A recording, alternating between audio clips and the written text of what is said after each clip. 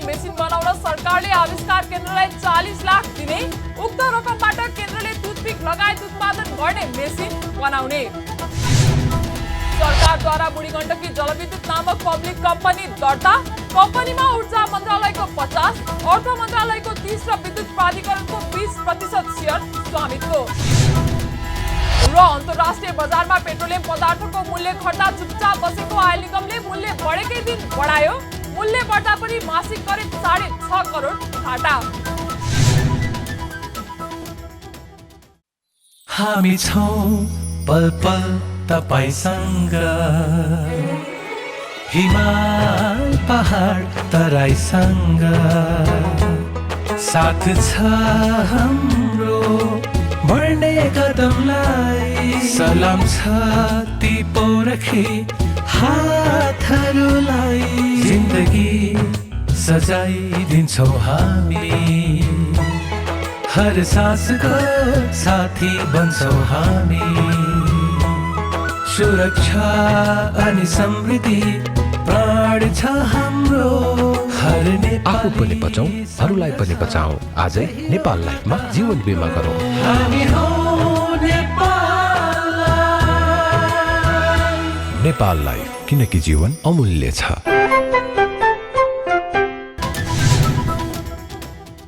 नमस्कार, कारोबार समाचारमा स्वागत छ।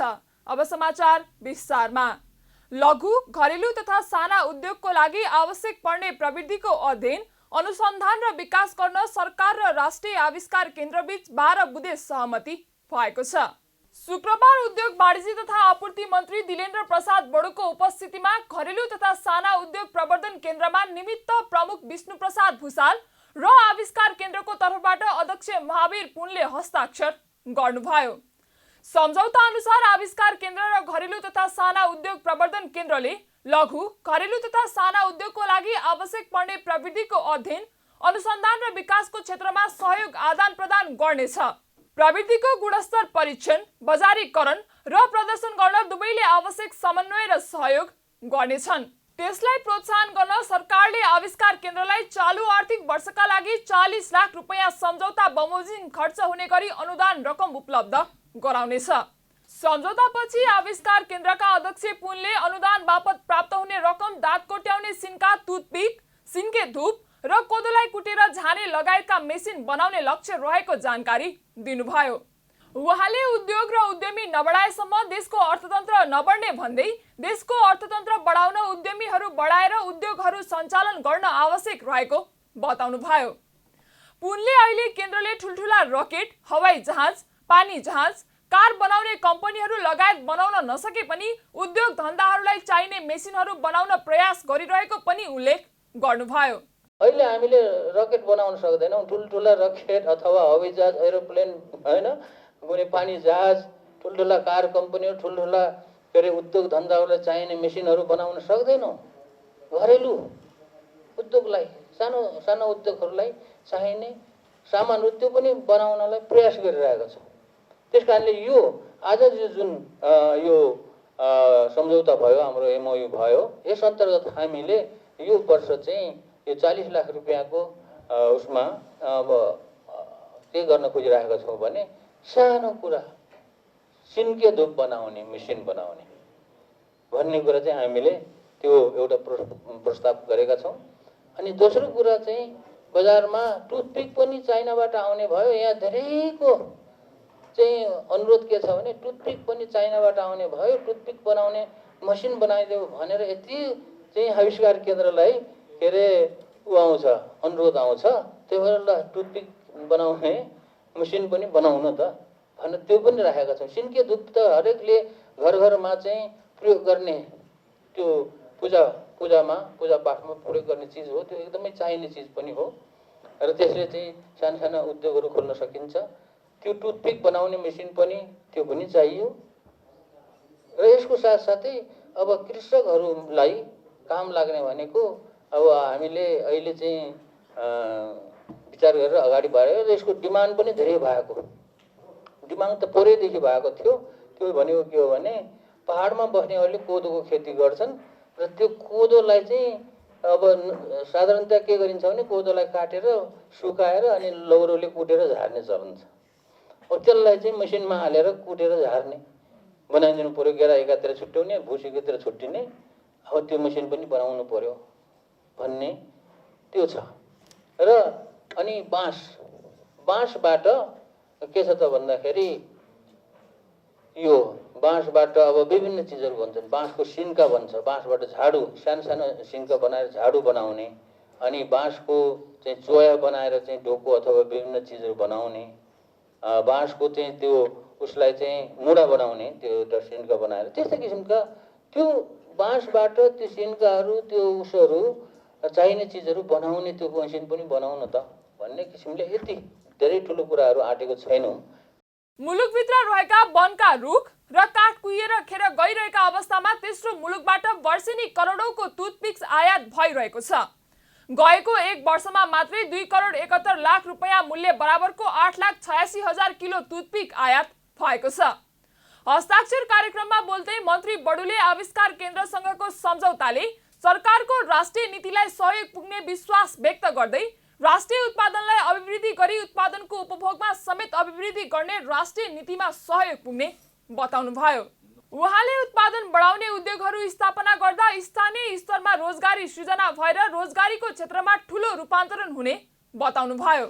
स्थानीय स्तरमा नै उत्पादन बढाउनको लागि सरकारले साना साना उद्योगहरूको योजनाहरू अगाडि बढाएको दाबी पनि गर्नुभयो। त्यसका लागि सरकारले चालु आर्थिक वर्षको बजेट मार्फत 7वटै प्रदेशमा बिजनेस इकोभेसन सेन्टर खोल्ने कल्पना गरेको पनि बताउनुभयो। उहाँले सरकार उत्पादन क्षेत्रमा काम गरिरहेका निजी क्षेत्रसँग सहकार्य गरेर अघि बढ्न चाहेको पनि बताउनुभयो।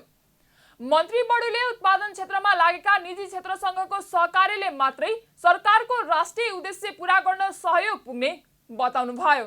हामीहरूले स्टार्टअप प्रोग्रामको कुरा कल्पना गरिरहेका छौँ। हामीले हरेक ढङ्गले उत्पादन बढाउनको निमित्त, खास गरी ग्रासरुटमा उत्पादन बढाउनका निमित्त हामीले साना उद्योग स्किमहरू अहिले हाम्रो समग्रमा राष्ट्रिय उत्पादन बढाउने नीति अन्तर्गत हाम्रा त्यही कम्पोनेन्टहरू पनि अहिले हाम्रो बजेटभित्र छन्। हामी 7वटै तहमा हामी बिजनेस इन्क्युबेसन सेन्टरहरू खोल्ने हाम्रो कल्पना छ। हामीले त्यो भने पनि इन्क्युबेट गर्ने हो, उद्यमलाई बढाउने हो, उद्यमीहरूको सङ्ख्या बढाउने हो र उद्यम बढाउने र उद्यमीहरूलाई बढाउने, उद्यम र उद्यमीलाई संरक्षण गरेर बढाउने एउटा आधार उहाँहरूले दिनुभएको छ र त्यो हाम्रो बिजनेस इन्क्युबेसन सेन्टरको पनि कल्पना हो।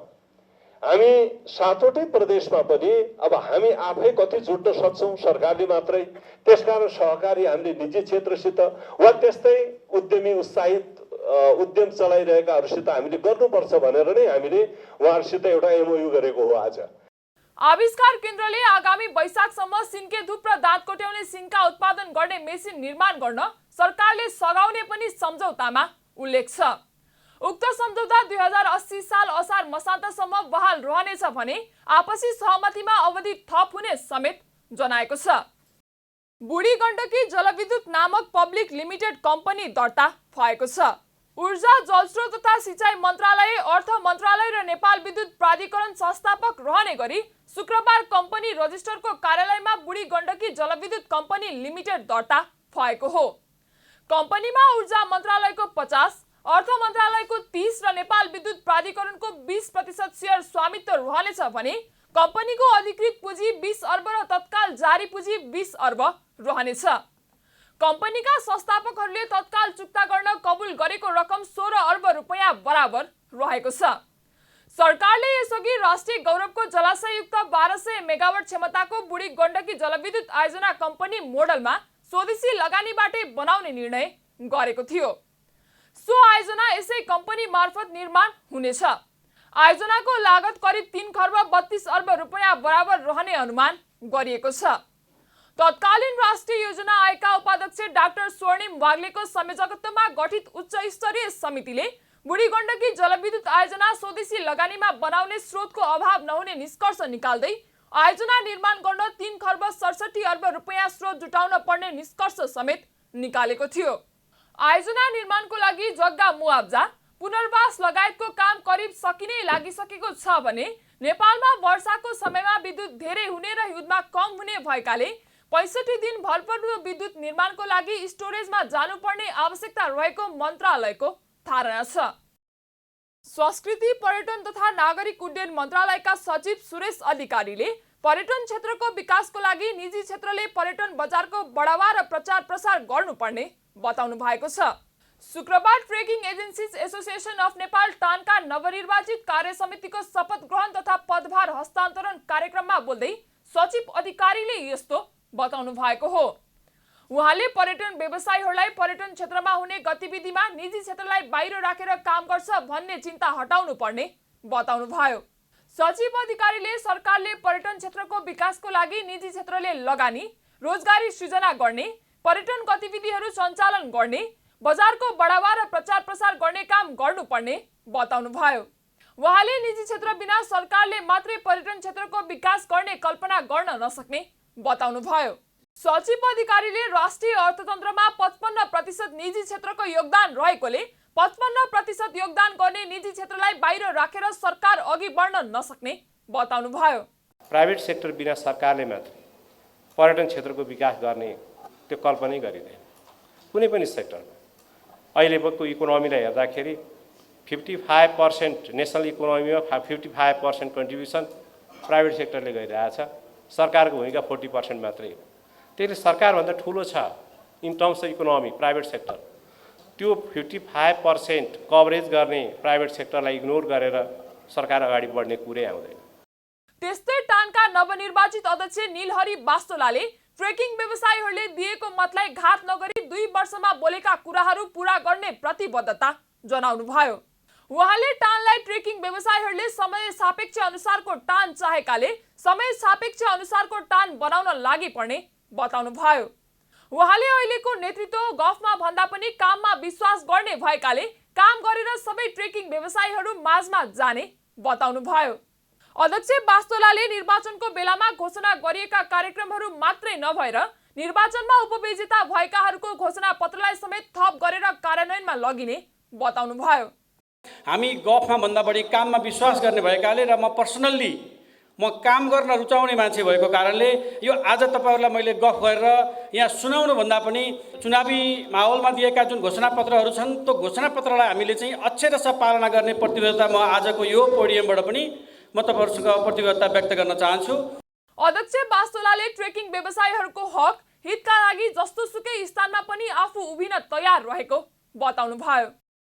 प्रधानमन्त्री शेरबहादुर देउवाले राजनीतिक आग्रह र पूर्वाग्रहमाथि उठेर विश्वविद्यालयको समस्या समाधान गर्नुपर्नेमा जोड दिनुभएको छ।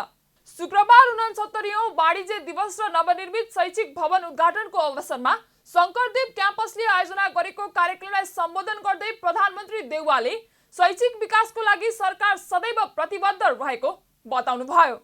उहाँले गुणस्तरीय शिक्षा समाजको विकासको महत्त्वपूर्ण पक्ष भएको उल्लेख गर्दै शंकरदेव क्याम्पसलाई नजिकैको खाली रहेको समाज कल्याण परिषदको जग्गा उपलब्ध गराउने प्रतिबद्धता पनि जनाउनु भयो।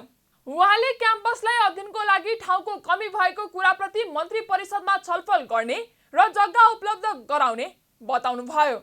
प्रधानमन्त्री देउवाले विश्वविद्यालय विभिन्न समस्या र चुनौतीबाट गुज्रिरहेको उल्लेख गर्दै तालाबन्दी र हडतालले विश्वविद्यालयका समस्या समाधान नहुने उल्लेख पनि गर्नुभयो। अघि यो चाहिँ क्याम्पसमा ठाउँको कमी छ, त्यसको लागि जग्गा चाहियो भन्ने कुरा उठाउन सक्छु, अत्यन्तै जायज कुरा हो। यसका लागि समाज कल्याण परिषदको जमिन छ भन्ने थाहा पाएको छु। त्यसकारण चाहिँ समाज कल्याण परिषद मन्त्रालय समितिसित सल्लाह गरेर अवश्य नै त्यो जमिन तपाईँहरूले पाउन विश्वास गर्न चाहन्छु।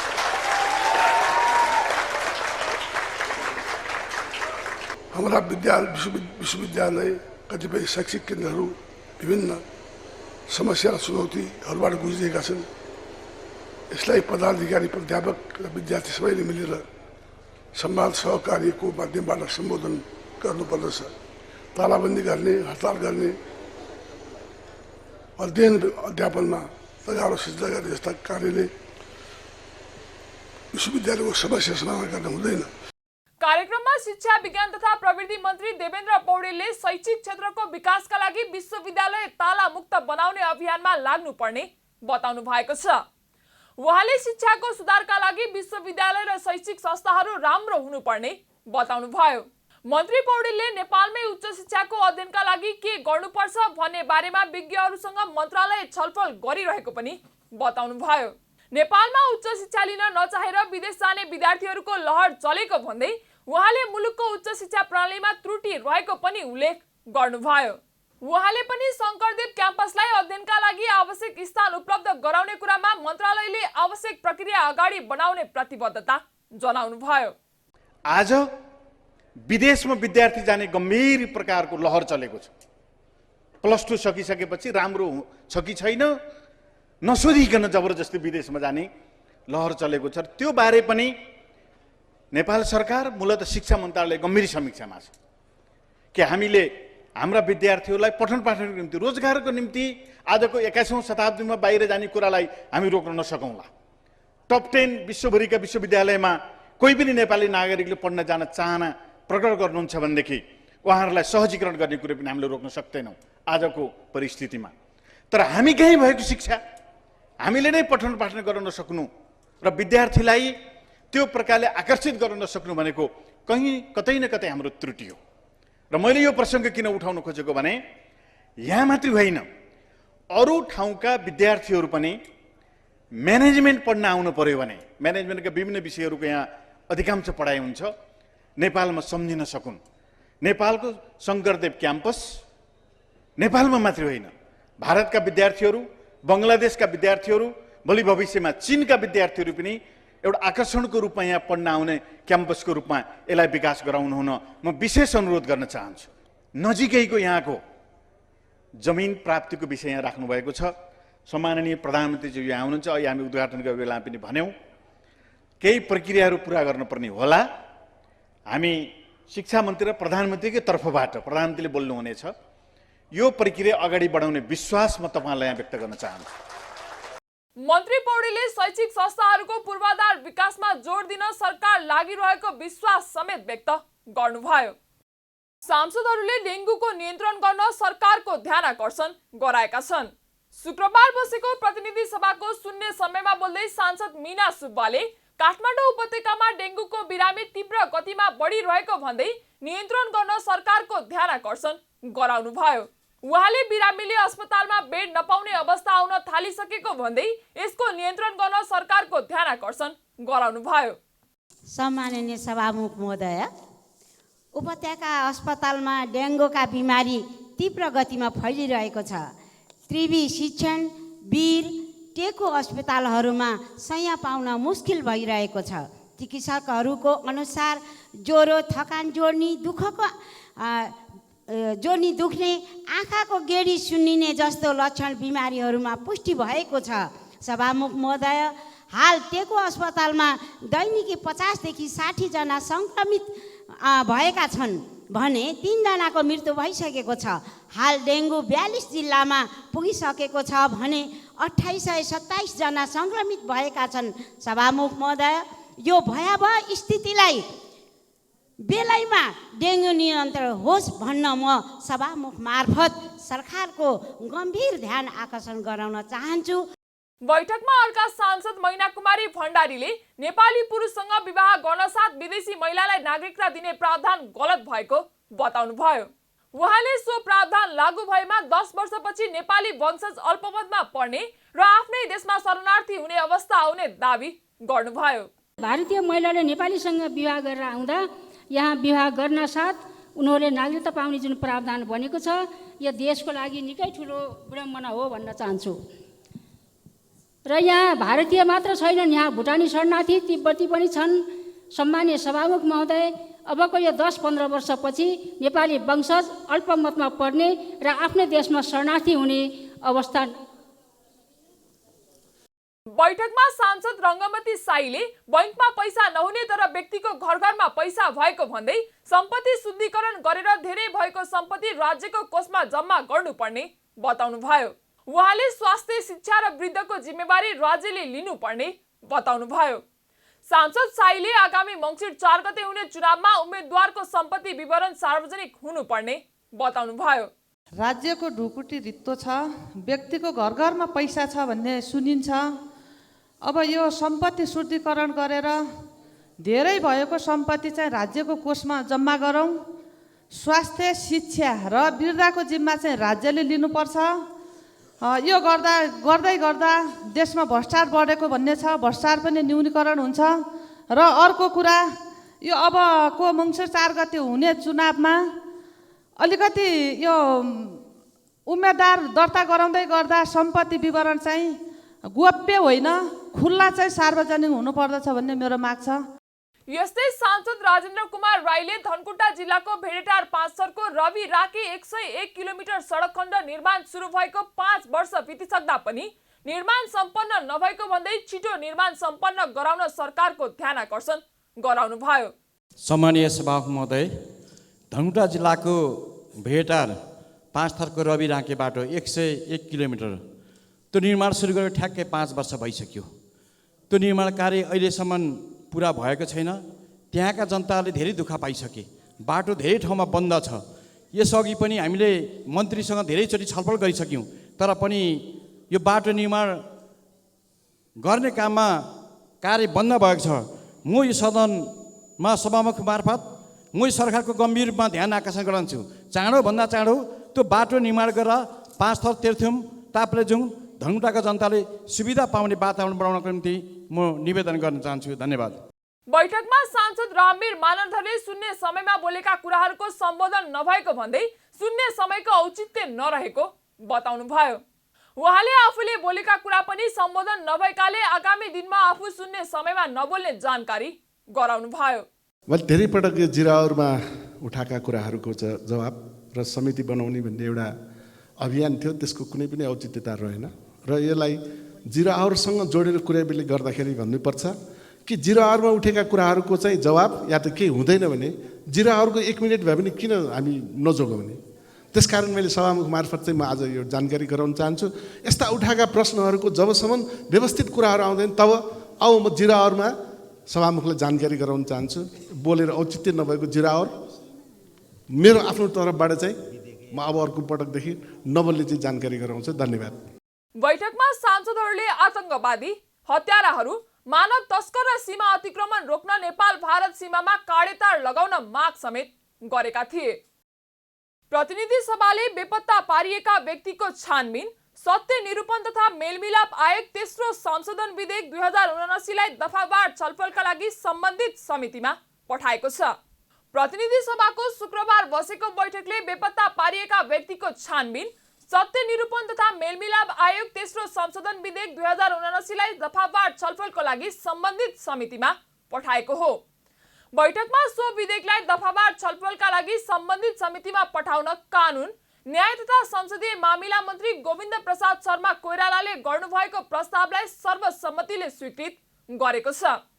त्यस्तै बैठकले सञ्चार तथा सूचना प्रविधि मन्त्री ज्ञानेन्द्र बहादुर कार्कीले प्रस्तुत गर्नुभएको राष्ट्रिय सभाको सन्देश सहितको नेपाल मिडिया काउन्सिल विधेयक 2076 माथि विचार गरियोस् भन्ने प्रस्तावलाई बहुमतले स्वीकृत गरेको छ। प्रतिनिधि सभाको आगामी बैठक भदौ 19 गते आइतबार दिउँसो 2 बजे बस्ने गरी स्थगित गरेको छ। अन्तर्राष्ट्रिय बजारमा पेट्रोलियम पदार्थको मूल्य घट्दा चुपचाप बसेको सरकारले मूल्य सामान्य बढेसँगै बढाएको छ। भारतीय आयल कर्पोरेसन आईओसी ले 3 पटक मूल्य घटाएर पठाउँदा मौन रहेको नेपाल आयल निगमले बिहिबार राति 12 बजेबाट लागू हुने गरी पेट्रोलियम पदार्थको नयाँ मूल्य सार्वजनिक गरेको हो। निगमले सार्वजनिक गरेको नयाँ सूची अनुसार डिजेल र मट्टीतेलमा प्रति लिटर 6 रुपैयाँ मूल्य बढेर प्रति लिटर 178 रुपैयाँ कायम भएको छ। पेट्रोल, हवाई इन्धन र एलपी ग्यासको मूल्य भने वृद्धि गरिएको छैन। आईओसीबाट बिहिबार प्राप्त नयाँ मूल्य अनुसार पेट्रोलको मूल्य प्रति लिटर 1 रुपैयाँ 40 पैसा र डिजेलको मूल्य प्रति लिटर 6 रुपैयाँ 12 पैसाले बढेर आएको छ भने खाना पकाउने ग्यासको मूल्य भने प्रति सिलिन्डर 100 रुपैयाँले घटेर आएको छ। यसअघि आईओसीले जुलाई 16, अगस्त 1 र अगस्त 16 मा गरी प्रति लिटर पेट्रोलमा 34 रुपैयाँ 5 पैसा र डिजेलमा 33 रुपैयाँ 85 पैसा घटाएर पठाएको थियो। तर मूल्य घट्दा चुपचाप बसेको निगम मूल्य बढेर आएकै दिन वृद्धि गर्न हतारो गरेको छ। यता मूल्य बढाउँदा पनि निगमलाई अझै 15 दिनमा 48 करोड 24 लाख र मासिक 96 करोड 48 लाख रुपैयाँ घाटा रहने जनाएको छ। निगमका अनुसार मूल्य वृद्धिपछि ग्यासमा प्रति सिलिन्डर 378 रुपैयाँ 7 पैसा र डिजेलमा प्रति लिटर 11 रुपैयाँ 18 पैसा घाटा रहेको छ। पेट्रोलमा भने निगम प्रति लिटर 2 रुपैयाँ 82 पैसा नाफामा छ। नोक्सानी भएकै कारण आपूर्ति सहज बनाउन सरकारसँग निगमले 5% ब्याज दरमा 5 वर्षका लागि 7 अर्ब र राष्ट्रिय वाणिज्य बैंकसँग 9% ब्याज दरले 3 महिनाका लागि 3 अर्ब रुपैयाँ ऋण लिएको छ। निगमले दैनिक बिक्रीबाट उठेको रकम आईओसीलाई भुक्तानी गर्दा पनि सन् 2022 अगस्तमा करिब 21 अर्ब बक्यौता रहेको छ। साताको अन्तिम दिन पनि शेयर बजारमा गिरावट आएको छ। केही दिनदेखि लगातार गिरावट हुँदै आएको शेयर बजार मापन गर्ने नेप्से परिसूचक शुक्रबार 1.67 अङ्कले घटेर 1970.62 अङ्कमा झरेको हो। पछिल्लो समय नेप्से परिसूचक लगातार गिरावट हुँदै आएको छ। गएको करिब 1 महिनाको अवधिमा नेप्से परिसूचक 11.5% भन्दा धेरैले घटिसकेको छ। शेयर बजार राताम्य भएसँगै कारोबार रकममा पनि नैराश्यता देखिएको छ। आज बजारमा 219 कम्पनीको 18 लाख किता शेयर 69 करोड 88 लाख बराबरमा मात्रै किनबेच भएको छ। गत शुक्रबार 1 अर्ब 29 करोड बढीको कारोबार भएको थियो। कारोबारको आधारमा आज नेपाल दूरसञ्चार कम्पनी अग्र स्थानमा रहेको छ। कारोबार सुरु भएको करिब 10 मिनेटमा नै 1 करोडको कारोबार गरेको उक्त कम्पनीले आजको कारोबार अवधिभर 10 करोड बढीको शेयर किनबेच भएको छ। सपोर्ट माइक्रो फाइनान्स र रुरु जलविद्युत कम्पनीका लगानीकर्ताले भने बजार घटेकै समयमा पनि राम्रो नाफा बुक गरेका छन्। कम्पनीका लगानीकर्ताले 9% कमाएका छन्। सरकारले राज्य कोषबाट प्रदान गरेको रकम 100% सदुपयोग गर्न विपद जोखिम न्यूनीकरण तथा व्यवस्थापन प्राधिकरणलाई निर्देशन दिएको छ।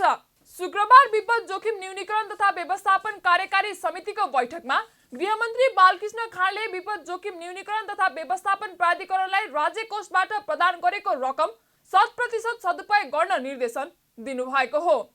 उहाँले विपद जोखिम न्यूनीकरण व्यवस्थापन प्राधिकरणलाई पनि सार्वजनिक खरिद ऐन लागू हुने भन्दै प्रचलित कानुन अनुसार कोषको रकम खर्च गर्नुपर्ने बताउनुभयो। उहाँले विपद व्यवस्थापन कोषमा भएको रकम विपदको समयमा नै सदुपयोग हुनुपर्ने उल्लेख पनि गर्नुभयो। गृहमन्त्री खाँडले स्थानीय तहमा विपद जोखिम न्यूनीकरणका लागि पठाएको रकम विपद व्यवस्थापनमा नै खर्च गर्नुपर्ने उल्लेख गर्दै प्राधिकरणको कार्यकारी समितिले गरेका सबै निर्णयहरू गम्भीरतापूर्वक कार्यान्वयन गर्न पनि निर्देशन दिनुभयो। हाम्रो जुन प्रचलित कानुन छ त्यो अन्तर्गतै खर्च हुन्छ र विकास निर्माणमा या राज्य कोषबाट उपलब्ध भएको बजेट या निकासा भएको बजेटको 100% नै सदुपयोग हुनुपर्दछ। र विपदका लागि छुट्याएको रकमको त झन् पूर्ण रूपमा यसको सदुपयोग हुनुपर्दछ। त्यो खालको व्यवस्थापन र त्यो खालको प्रतिबद्धता र क्रियाशीलता होस् प्राधिकरणका राष्ट्रसेवकहरूसँग पनि र अन्य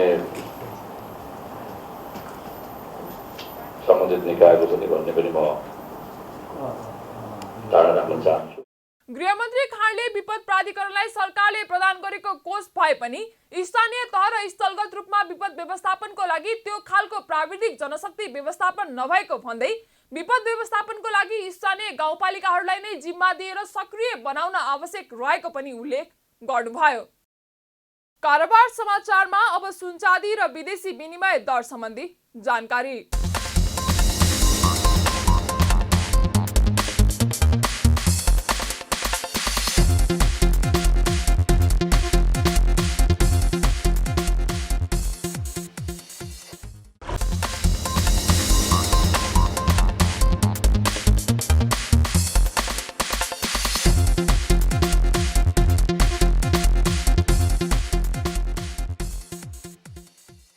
बिदा हुनुअघि अहिलेसम्मका प्रमुख समाचार पुनः एकपटक।